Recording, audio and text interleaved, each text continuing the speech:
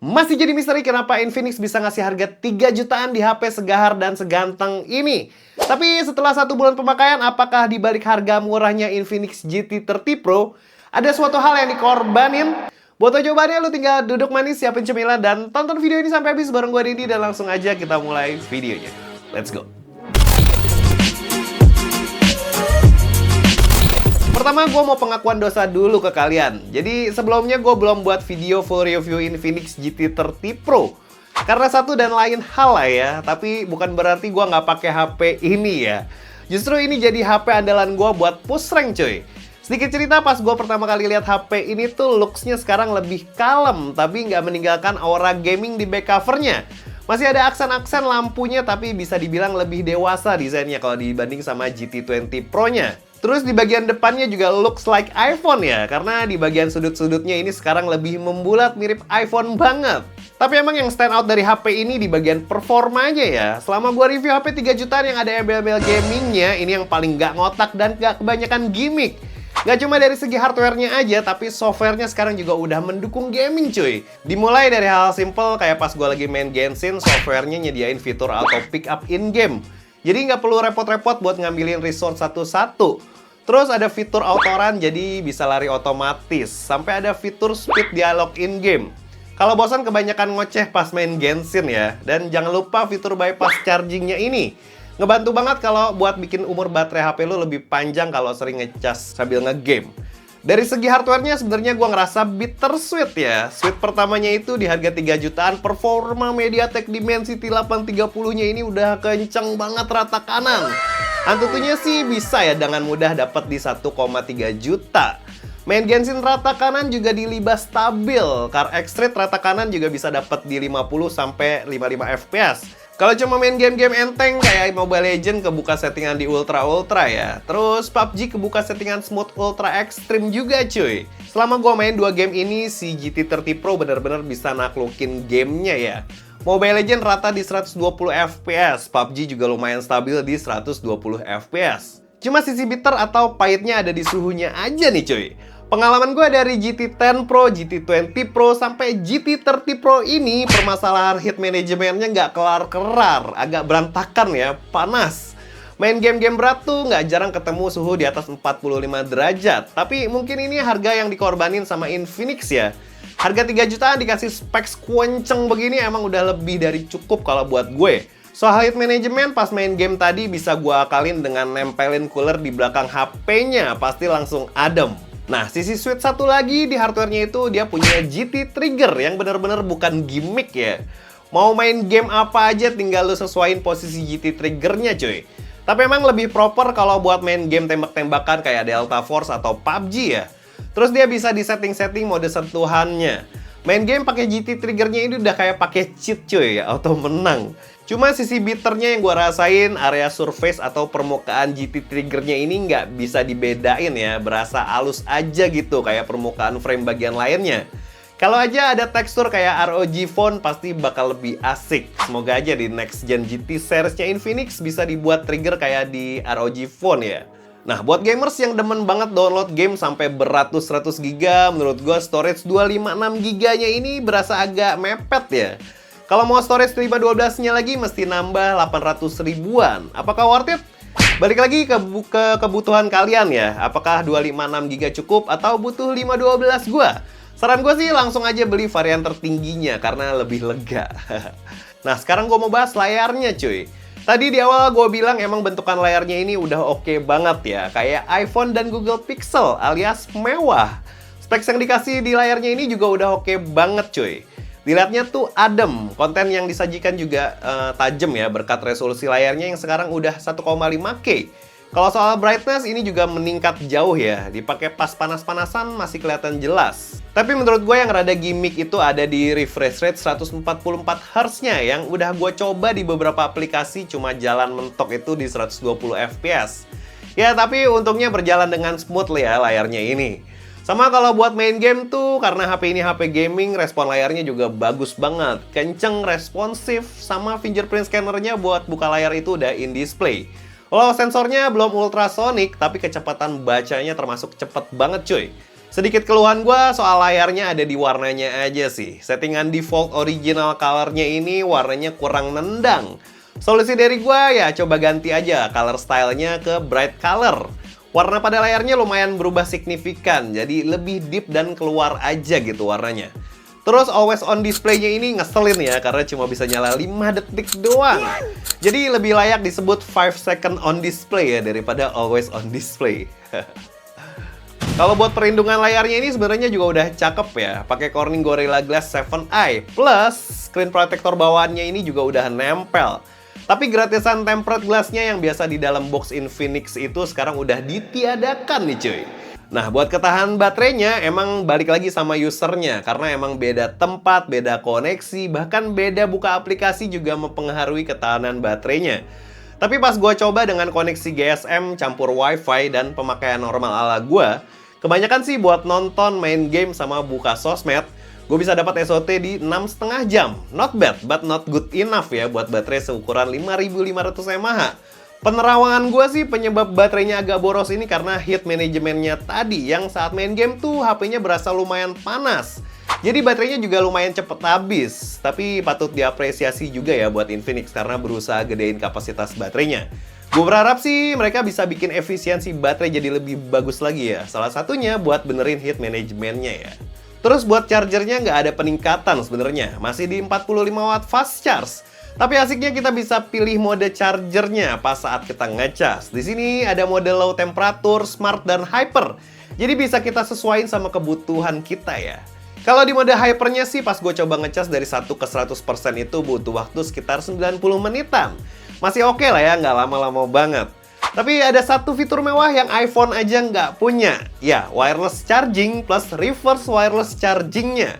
Ya, bukan Infinix namanya kalau nggak bisa ngasih fitur gila di HP-HP terjangkaunya ini. Ini fitur yang mahal banget ya, yang biasanya cuma ada di HP-HP kelas atas aja cuy.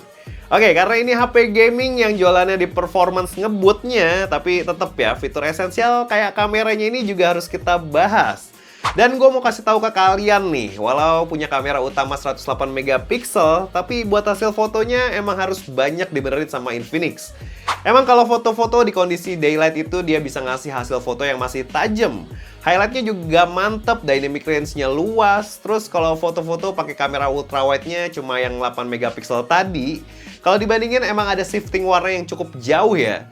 Tapi masih tetap bisa ngasih dynamic range yang sama-sama bagus. Buat foto yang objeknya manusia, skin tone-nya masih ke arah magenta ya, tapi tetap bisa ngasih detail yang bagus.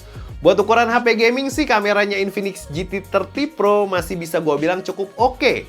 Tapi kalau foto-foto di kondisi low light kayak yang tadi gue bilang ya, Infinix mesti banyak banget benerin lewat update softwarenya nih. Karena noise-nya ini berasa banget, terus detailnya juga berkurang jauh. Sampai ada kesan kayak cat air ya, highlight-nya juga kurang. Mesti dibantu nyalain night modenya, tapi ini juga nggak signifikan. Sayang ya, hardware-nya udah memadai banget, tapi foto low light-nya begini. Yo, Infinix sudah hampir 2 bulan ya HP ini launching. Masa belum dibenerin ginian lewat software update? Ya guys, ini contoh video dari Infinix GT30 Pro. Di resolusi 1080p 60 fps ya.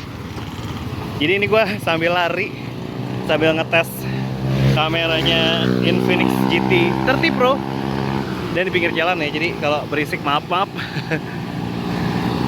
Jadi kalau di 60 fps itu dia ultra steady-nya nggak bisa nyala. Dan ini hasilnya kalau misalnya ultra steady-nya nggak nyala dan kita bawa jalan. Cukup shaky ya, tapi karena ada fitur ultra steady-nya, jadi nanti kita bisa aktifin di 30 fps ya. Jadi 1080p 30 sama 4K 30. Kalau di 60 fps-nya nggak bisa. Kita cobain ya.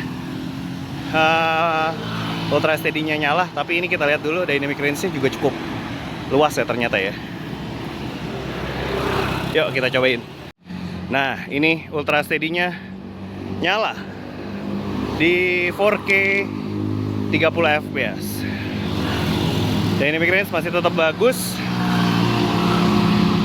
Warna juga cukup akurat, agak magenta dikit, agak kuning-kuning magenta dikit. Terus kalau kita lihat di sini, dia lebih stabil ya. Ini gue sambil lari guys. Nah kalau misalnya madep ke muka kayak gitu. Nah, kayak gitu. Gimana menurut kalian? Oke, kayak gitu. Untuk autofocus cukup cepet ya. Cukup cepet, tapi memang masih agak kasar. Kita cobain 4K 60 fps-nya. Nah, ini 4K 60 fps. Kalau kita lihat, emang kalau nggak Ultra HD-nya nggak aktif, videonya lumayan shaky ya. Lumayan shaky kalau nggak aktif. Jadi, kalau misalnya kalian sambil jalan, mendingan diaktifin aja Ultra HD-nya. Tapi kalau no problem dengan agak sedikit-sedikit goncangan natural kayak gini, monggo aja dimatiin. Dynamic range cukup luas, tapi memang nggak terlalu luas banget karena aslinya ini lebih dramatis. Aslinya lebih dramatis awannya.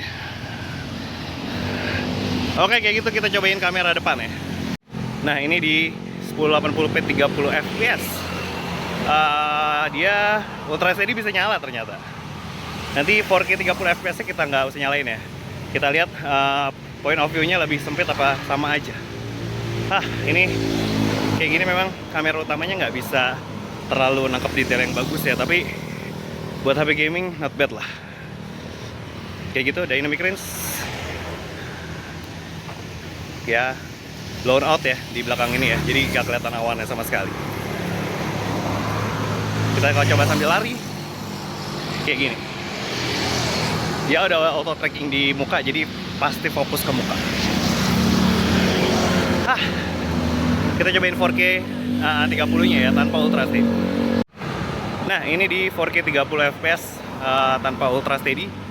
Jadi kalian lihat gimana point of view-nya, kayak menurut gua agak lebih lebar ya. Jadi dia kalau misalnya Ultra Steady-nya nyala, agak lebih di crop biar hasilnya lebih stabil. Dynamic range masih blown out, masih putih, tapi memang ya handphone 3 jutaan, performanya kenceng, jadi kameranya memang agak sedikit harus dikorbanin. Ya udah kayak gitu. Kita coba tes malamnya ya abis ini. Ya, ini adalah contoh video dari Infinix GT30 di resolusi 1080p 60 fps dengan Super Steady-nya off ya. Ini Super Steady-nya off. Padahal di sini gue sih previewnya agak goyang-goyang ya. Tapi gimana dengan noise-nya?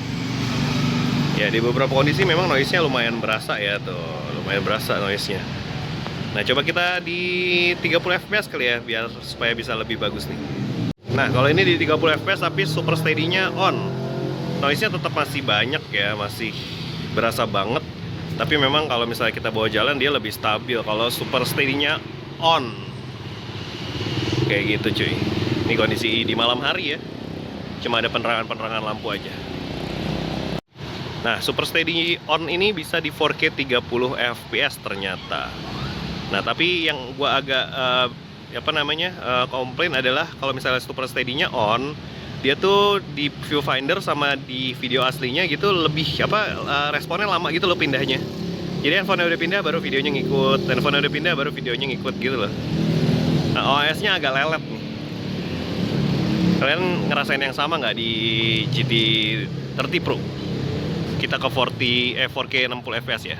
Oke, ini di 4K 60 fps Super Steady-nya bisa on, tapi ini gua offin.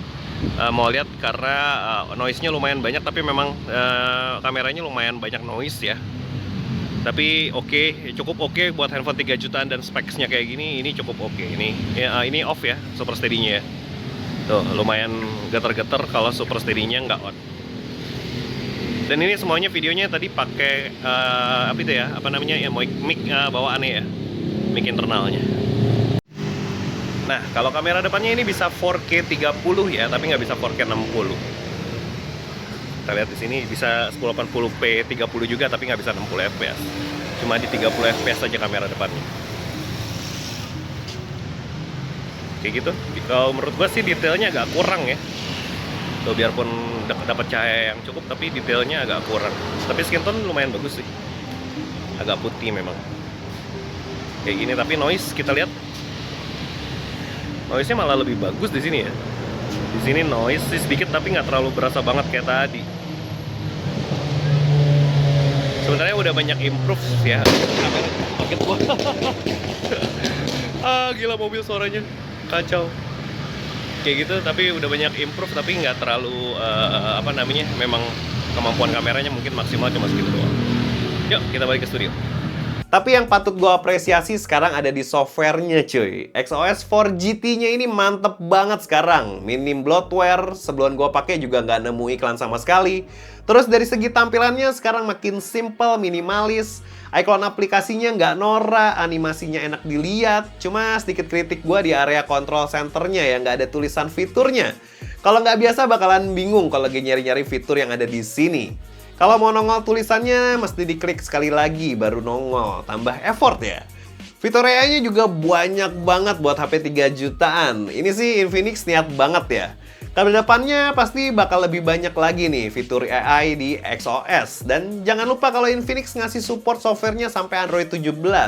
Dan security patch-nya sampai 3 tahun. Jadi ya minimal 3 tahun pakai HP ini lo nggak perlu worry cuy. So, setelah pakai selama 1 bulan, kali ini Infinix bisa bikin gua nyaman lewat UI-nya yang asik. Performanya juga makin kencang. Fitur-fitur esensial yang dikasih yang biasanya ada di HP belasan juta, tapi ada di HP 3,8 jutaan. Tapi emang hit manajemennya masih kurang banget ya, walau udah lebih baik dibanding GT20 Pro-nya yang panasnya ampun-ampun. Tapi kalau lo mau tetap main game yang nyaman sih, saran gue tetap pakai fan coolernya sih. Karena panasnya HP ini tuh pas main game itu agak-agak bikin tangan gue nggak nyaman ya. Sama satu hal lagi soal foto-foto di kondisi low light-nya yang sama sekali belum optimal. Kalau ditanya apakah worth it beli HP ini, kalau kalian jarang foto-foto gelap-gelapan dan nggak masalah main game harus pakai fan cooler, menurut gua Infinix GT30 Pro sangat-sangat patut buat dipertimbangkan cuy. Link pembeliannya udah gua taruh di kolom deskripsi ya, atau di bawah sini juga ada. Dan yaudah segitu aja review Detik Indo buat pemakaian 1 bulan Infinix GT30 Pro. Makasih banget buat kalian yang nonton video ini dari awal sampai akhir. Jangan lupa like video ini kalau suka dan share video ini ke teman-teman kalian yang membutuhkan. Jangan lupa juga buat subscribe channel ini kalau belum, follow juga IG dan TikTok kita. Gue Didi pamit. Ciao. Bagus tapi panas. Tapi better ya daripada yang seri-seri sebelumnya. Desainnya juga makin keren, ada lampu-lampunya gini. Nice Infinix.